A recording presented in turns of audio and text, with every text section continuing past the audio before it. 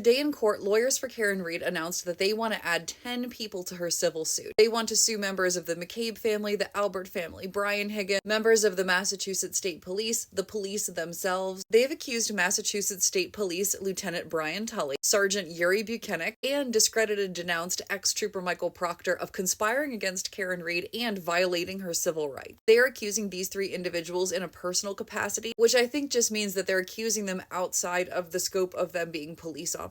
But they're also saying that the Massachusetts State Police was negligent in their training, their supervision, and the retention of their state troopers. And they've also said that the Canton Police was negligent in securing the Sallyport garage, essentially allowing the entire department as well as Brian Higgins unfettered access to Karen Read's Lexus SUV, which they accused her of murdering her boyfriend with. They have also named Brian and Nicole Albert, as well as Jen McCabe and her husband Matt McCabe, and Brian Higgins of civil conspiracy against Karen Read. They say that these five also violated Karen Read's civil rights. They brought this up in court today, and obviously the attorneys for the O'Keefe family did not know that this was coming. No one has had time to review any motions about this or really discuss it, so nothing has been decided yet. They also briefly discussed the motion to dismiss some of the charges against Karen Read. Essentially, they just reiterated the things that were written in their motions. There was no decisions here either. The court will make a decision later. In terms of scheduling for the actual trial, the court pointed out that discovery in this case basically goes through December of 2026. So any kind of trial would take place likely at the earliest in 2027. He said it was possible that they could make it happen earlier, but especially with them adding new defendants and how much other stuff is going on, they just thought it was very unlikely. It really seems like if there is a trial, it will not happen until 2027 at the earliest. And the court really encouraged them to consider all options outside of a civil trial. He was basically like, look, this is going to take years. It's going to be very expensive. And the only thing that we can give you out of this is money. There is no jail. There is no punishment. It certainly doesn't bring anyone back. So he kind of, in simple terms, encouraged them to resolve it, if they could resolve it between themselves. On November 21st, there's another hearing for the civil trial, but that is it for right now. That's everything I know. Love you guys. Drink water. Bye.